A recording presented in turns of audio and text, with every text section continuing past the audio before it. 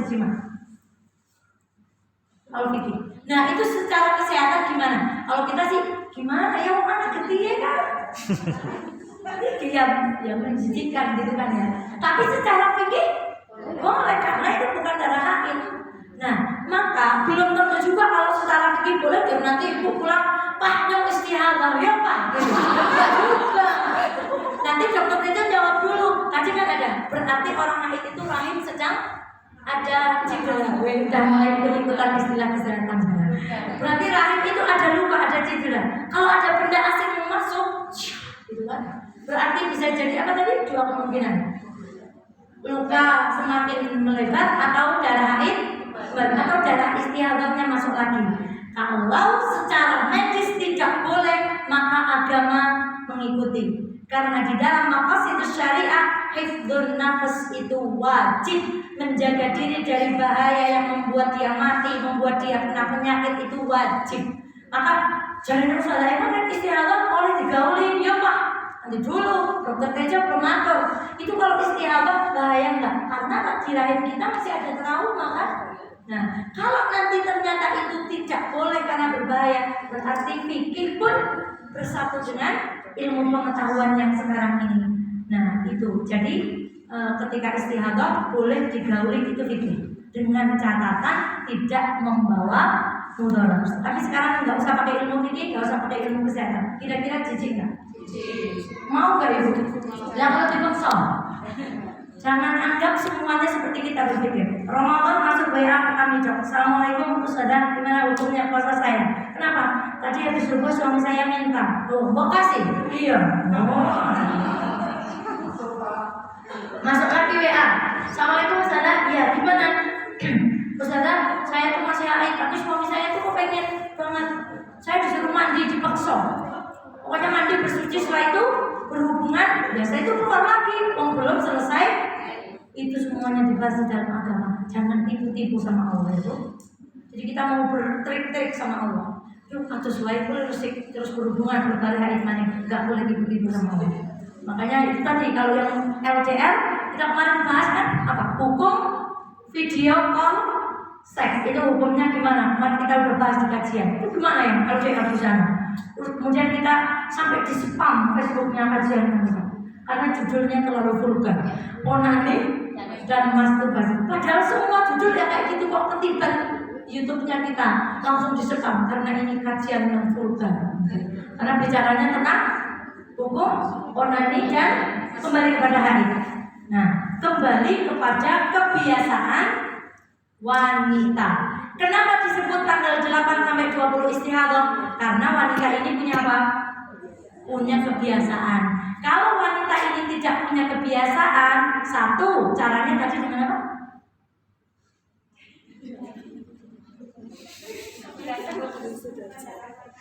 Membedakan warna darah. Yang kedua, berdasarkan kebiasaan. Kalau nggak punya kebiasaan dan tidak bisa membedakan warna darah, mengikuti kebiasaan perempuan yang disepakati oleh para. Sudah saya sepak sementara sampai sini.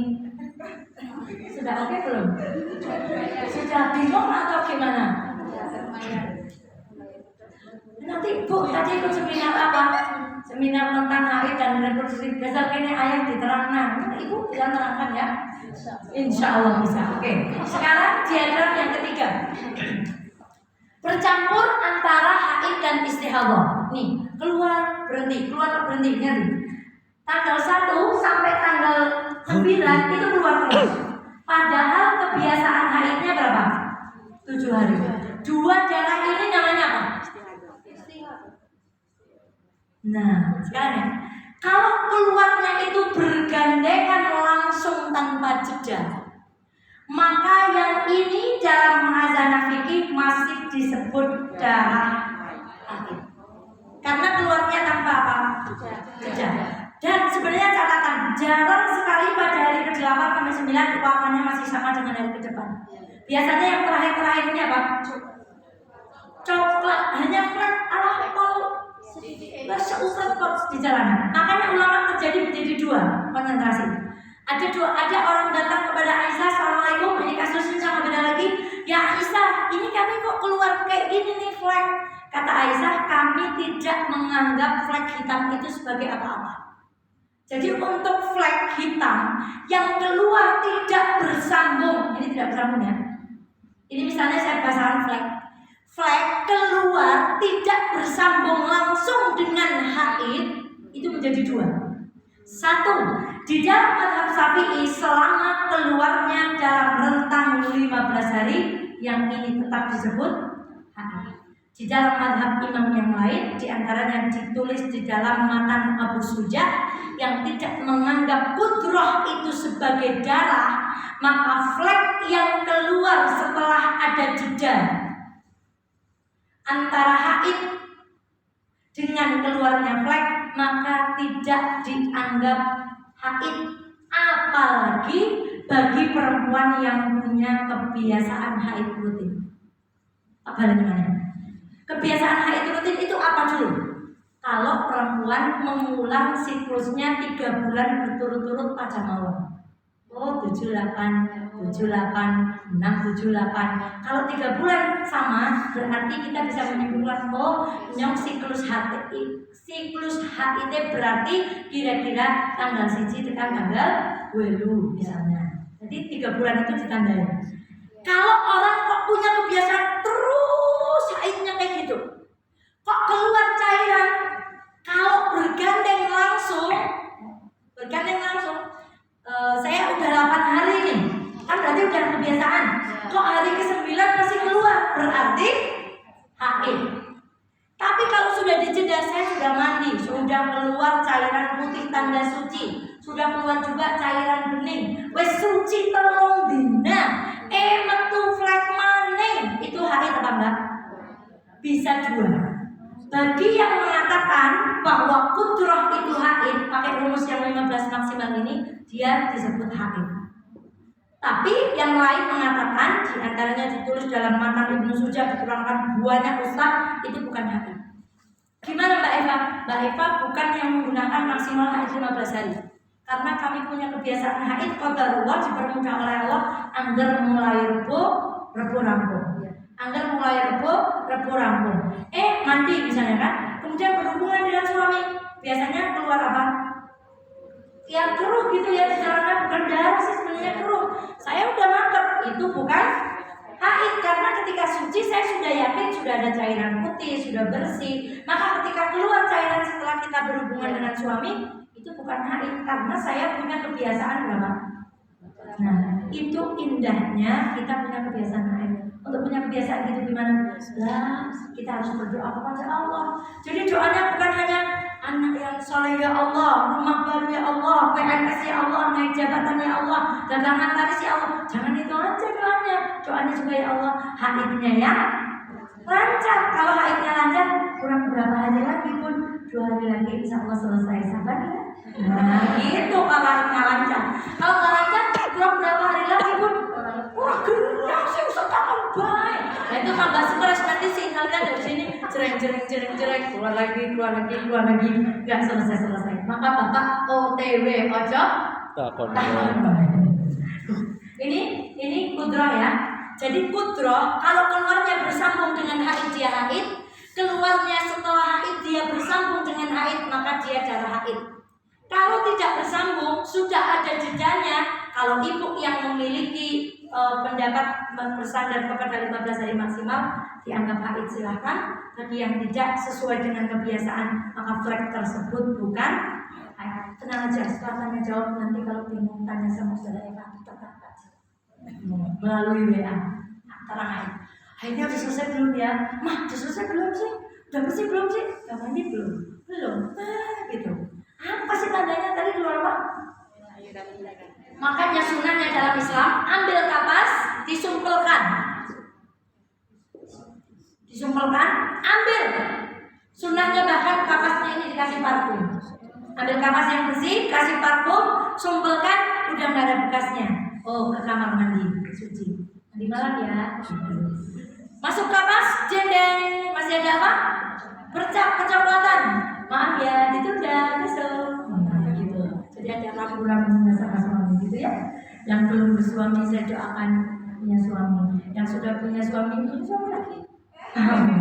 Masya Allah, semoga haidnya lancar. Ini tanda sucinya haid. Itu keluar apa? Nah, tata cara mandi wajib tadi yang dokter sampaikan itu benar. Nah, itu diikuti dengan dokter. Maksud saya kalau yang jinabah itu nggak harus nyiram betul. Ummu Salamah pernah datang kepada Rasulullah. Ummu Salamah itu rambutnya panjang rambutnya. Kemudian digelung. Nah, garwane terus. Nah, sebelum atus terus gitu bahasanya sekarang. Gimana ya Rasulullah? Boleh nggak sih kalau rambutnya itu cuma segini? Nah, kemudian dengan gayung cuma dipiur gitu tanpa harus, karena suami saya pagi siang sore, masa keramas terus bayar saya terus Nabi ngatur baik Salamah. Kalau bojomu tipe yang kayak gitu tuh, nah pagi siang sore lagi malam lagi boleh rambutnya enggak digepiur tadi, enggak harus basah seperti ketika kita mandi haid atau mandi setelah nifas. Jadi di sela-sela kemudian air kita lewatkan di atas biur gitu, tidak harus dikusuk-kusuk, itu boleh. Syaratnya apa boleh?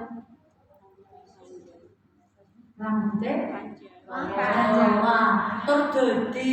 tergelung, tergarwane terus. Ada seorang wanita masuk ke sana, dia Ustazah, saya pol sedih. Kenapa Bu? Kirain saya apa mau perceraian, apa bertengkar dengan suaminya, apa gitu. Ternyata suami saya tuh ya Allah sehari itu 3 kali terus. Terus saya terus guyup. Ya kayak gitu kok masalah. Nyuwunnya sama jenengan apa sama wong liya? Sama jenengan. Jenengan tuh bersyukur. Berarti suaminya polcin. Lho kula saya mimi anakku nyuwun maning. Akhirnya apa jaluk maning. Terus saya bilang sama ibu ini, sekarang pergi ke toko baju sana, beli lingerie. Beli lingerie? Apa sih? Apa? Ya itu saudaranya itulah. Beli Bu kayak gitu ya Ustazah. Maaf, yang bersyukur suaminya minta kayak gitu berkali-kali. Kalau minta kepada orang lain jangan tak tega. Terus akhirnya perempuan itu menyadari, Masya Allah, ternyata ada ya job hipersektor gitu. Teman saya tidak sebutkan namanya, saya boleh ceritakan karena Anda tidak tahu maksud siapa yang saya ceritakan. Suaminya itu bisa saya nelpon, Mbak, nyawes nangarep. Udah siapa? Mbak, jam 8 cancangan ya. Nyawes nangarep. Kering, halo, nyawes nangarep. Kondisi iya, minta adus maning. Karena suaminya itu sehari sampai 7 kali. Apa yang beliau lakukan? Masya Allah. Ini buyur-buyur ini saya curiga, apa gitu? Akhirnya beliau mengizinkan suami beliau menikah lagi karena beliau tak berdaya. Mbak, yang semangat mendingan yang malah atas maning gitu. Jadi kayak gitu. Jadi pokoknya dia bersyukur, itu nikmatnya Allah. Selama masih ditumpahkan kepada yang halal, maka itu kebaikan dan itu ibadah. Tata cara mandi wajib sudah di luar kepala ya. Saya balapan. Pertama, masuk kamar mandi dengan kaki masuk kamar mandi kaki masuk masjid dengan kaki keluar masjid kaki keluar kamar mandi kaki. Niat yang mau nawa itu silahkan, yang mau niatnya di dalam hati silahkan. Udah nggak zaman 2022 repot masalah. Iya. Boleh sudah lamanya Ramadan yang burung. Ayo terawih dulu Ustazah, kayak Ustazah kayak mau terawih. Halo, udah 2022 stop berbicara seperti itu. Mending sinau haid berapa tahun? Kalau kan istilahnya dokter Tejo itu saya punya PR ini. Waduh, dysmenorrhea, PMS post syndrome menstruasi. Bukan Inggris-Inggrisan. Apa tadi? Kemudian masuk kamar mandi apa? Ya, masuknya pakai kaki. Setelah itu ngapain di dalam kamar mandi? Buka baju. Ya, buka baju kayak off the record. Terus?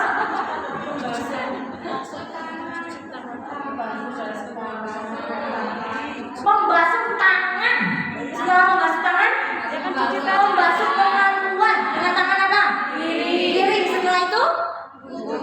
Nah, sih kelewat. Rasulullah setelah membasuh kemaluan diapakan? Digosokkan pada dinding atau batu. Sekarang ulama mengatakan boleh diganti dengan sabun. Setelah itu baru apa? Wudhu sebagaimana wudhunya tanpa apa? tanpa cuci kaki. Jadi wudhunya hanya sampai kepala saja. Lalu kita menyela-nyela, menuangkan air kanan, menuangkan air kiri, terus habis itu gaya bebas. Tapi yang rukunnya tadi itu sunahnya itu nggak boleh dilewati.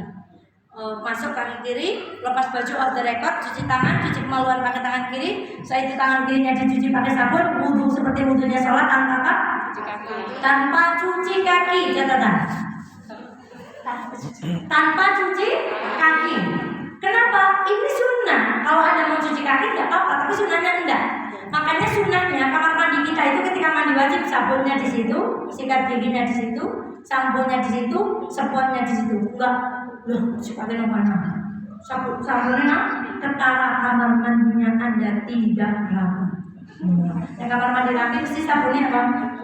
Jadi satu tempat jajar dan baunya wangi. Oke? Setelah itu selesai mandi, geser tempat, cuci kaki, baru keluar kamar mandi kaki kanan. Jangan wale-wale. Keluar masjid kaki kiri. Nah, Rasulullah kalau mandi wajib enggak wudhu lagi, karena Rasulullah tidak menyentuh kemaluan lagi setelah beliau menyentuh kemaluan yang pertama. Tapi ibu kalau mandi wajib menyentuh kemaluan berapa kali? Tadi udah pertama udah dicuci, habis itu setelah lagi ya? Ya kumbah mana digosok lagi? Berarti wudhu lagi? Wudhu lagi. Wudhunya kumaha ketika di dalam kamar mandi, niatnya gimana? Enggak boleh baca zikir di kamar mandi. Padahal kalau nggak pakai niat nggak sah wudhunya. Gimana? Niatnya dalam hati, basmalahnya dalam hati. Mulut kita boleh lafaz tapi tidak boleh bersuara. Jadi itu. Jadi nggak perlu keluar kamar mandi dengan hubungannya jadi enggak. Di dalam hati, niat di dalam hati, baca basmalah, kemudian wudhu baru keluar. Prinsipnya kalau nggak nyentuh kemaluan nggak wudhu lagi. Tapi kalau nyentuh kemaluan wudhu lagi. Pernah mandi berdua dengan suami? Belum? Kapan terakhir mandi berdua dengan suami? Berarti deh. Udah lama. Mbak Bibi? Hanya sedokter ya. Nifas. Tadi kan istiadah udah ya. Darah yang keluar dalam keadaan tidak normal, di luar kebiasaan haid. Sekarang nifas.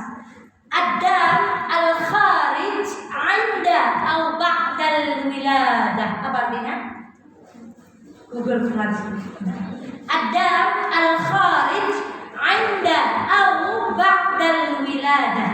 Darah yang keluar ketika atau setelah melahirkan. Kenapa ada atau? Karena ini menjadi implikasi hukum. Jadi pengertian itu secara bahasa, secara istilah itu semuanya di dalam agama itu mengandung konsekuensi hukum. Kenapa nifas itu pengertiannya darah yang keluar apa tadi? Ketika atau setelah. Ini membuat dua implikasi hukum.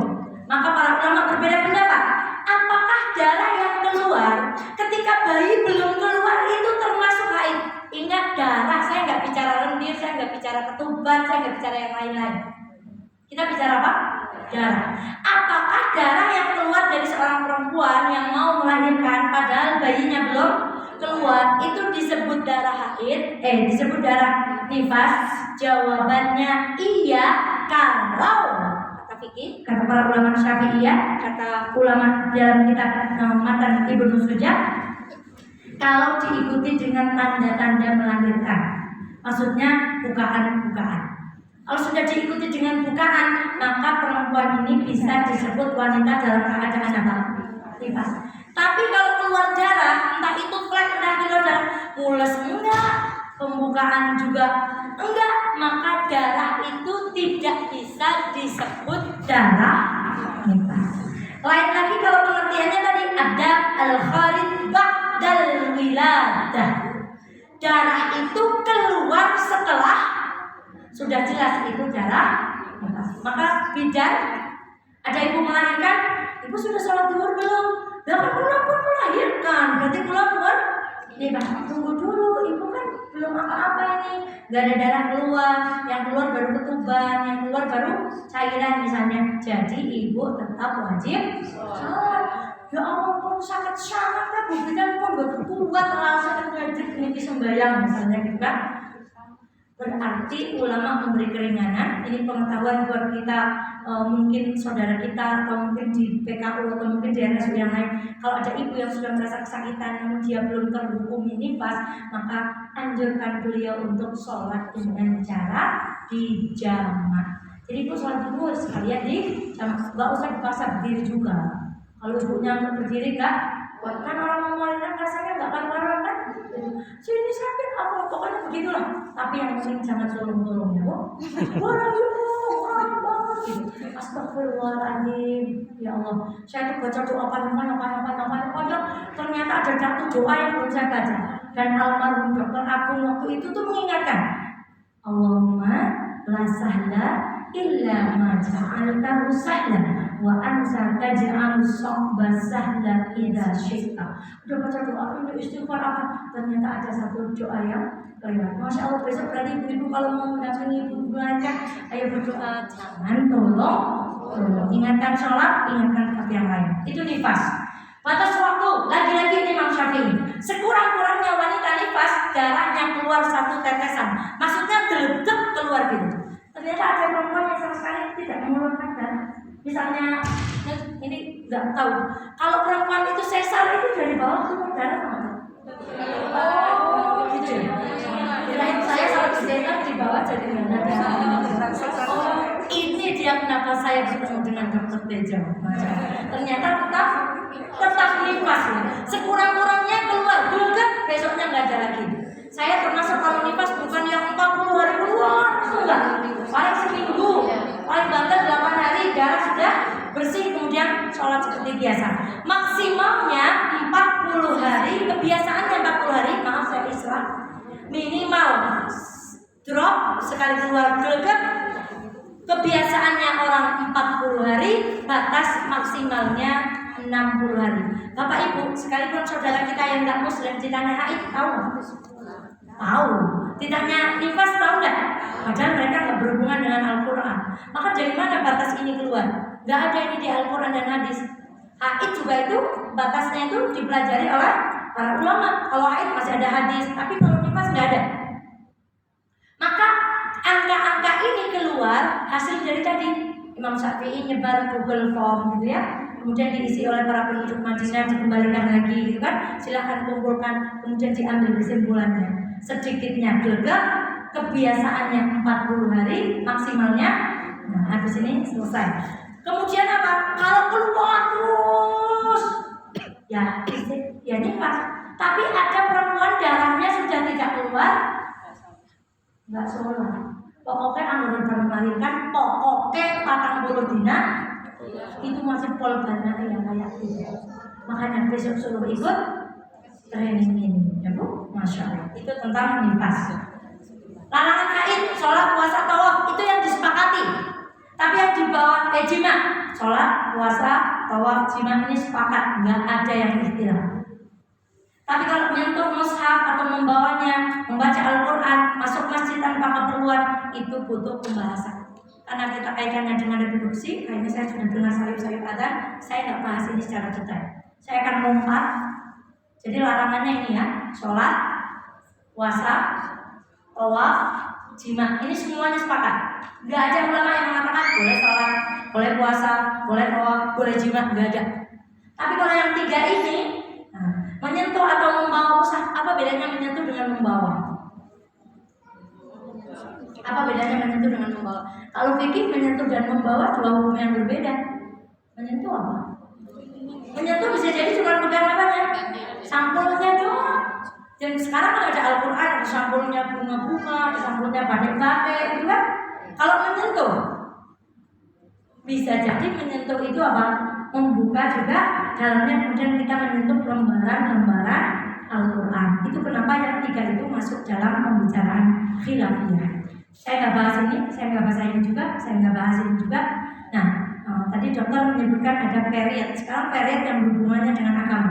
Mitos seputar period. Mengumpulkan rambut tidak boleh potong kuku, tidak boleh keramas, tidak boleh makan yang amis-amis untuk ketie marai. Bahwa memang dasarnya memang misalnya nggak boleh makan ikan, nggak boleh makan telur, nggak boleh.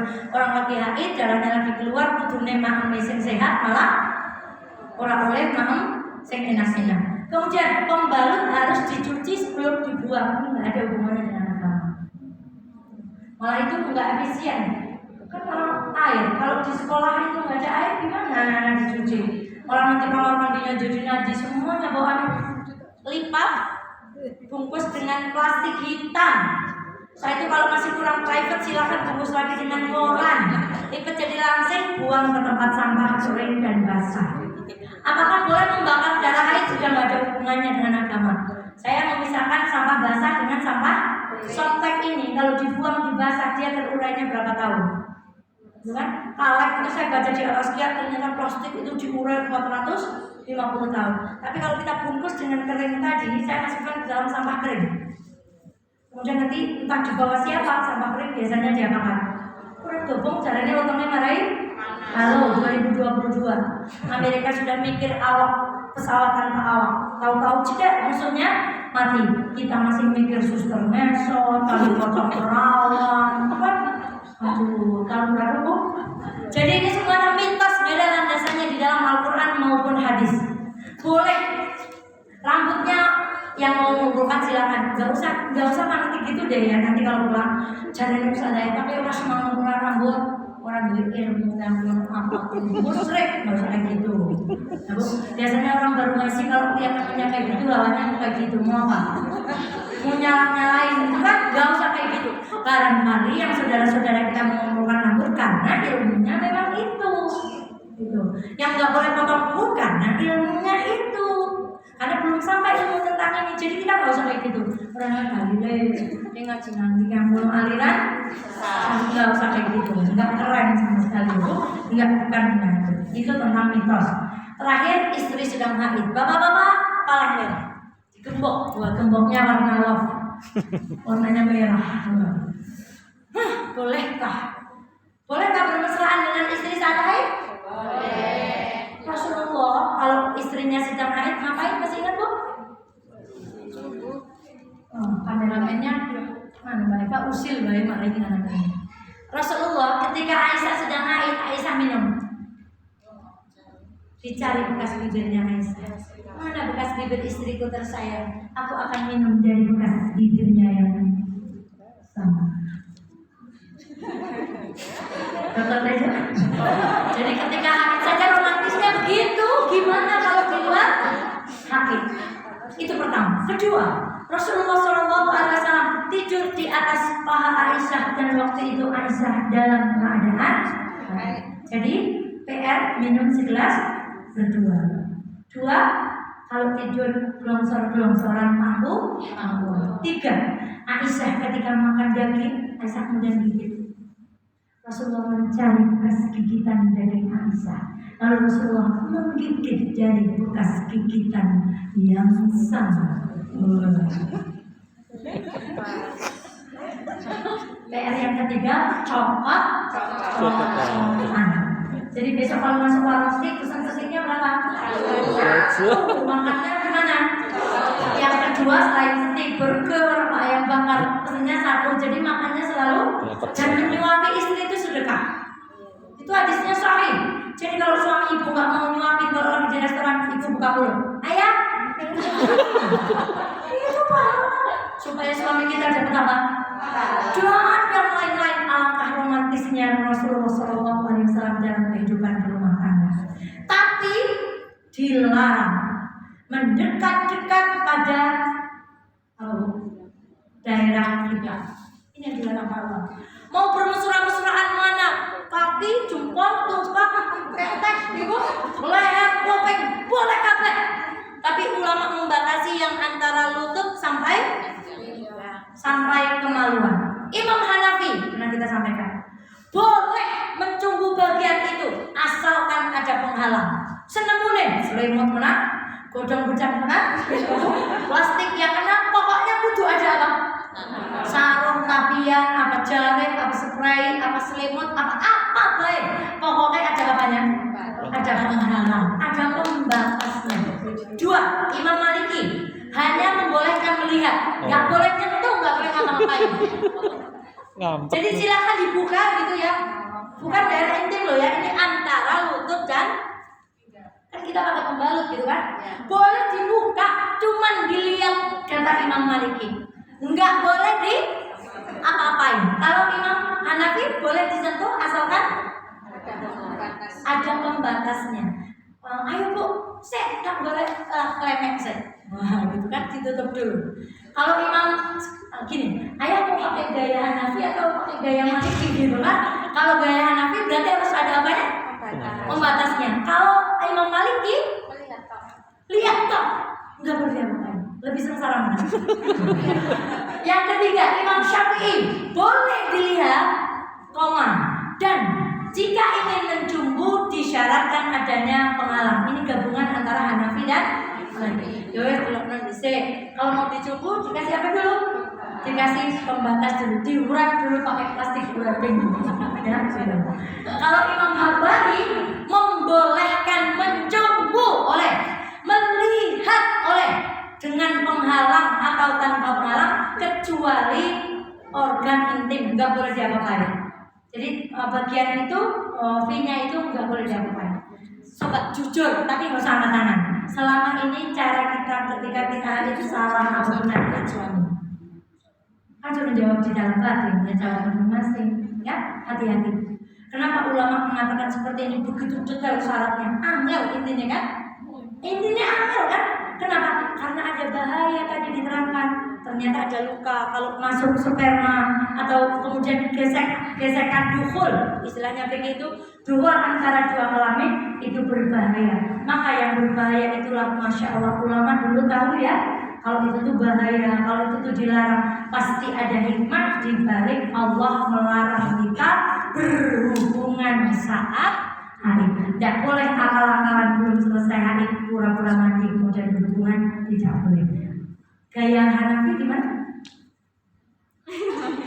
Pandeng. Ada penghalang. Gaya Maliki? Dan yang dia selanjutnya Syafi'i? Boleh ya, kalau mau mencumbu. Nah, yang terakhir? Ini kalau tadi ikut sama suami nanti di kamar udah lain bahasanya Maliki atau Hanafi lah gitu. Tapi kalau satu nggak ikut seminar ya Maliki apa sih Maliki? Makanya besok bapak ikut. Nah, ini jima sebelum mandi, wes mau dibahas intinya orang oleh. Namun ketika ada laki-laki yang tidak tahan, kemudian menjimai istrinya padahal dia dalam keadaan haid, maka 1. Syafi'i denda masing-masing 1 dinar. Kalau di masa awal haid setengah dinar. Setengah dinar kalau akhir haid, 1 dinar ketika awal haid. 1 dinar berapa?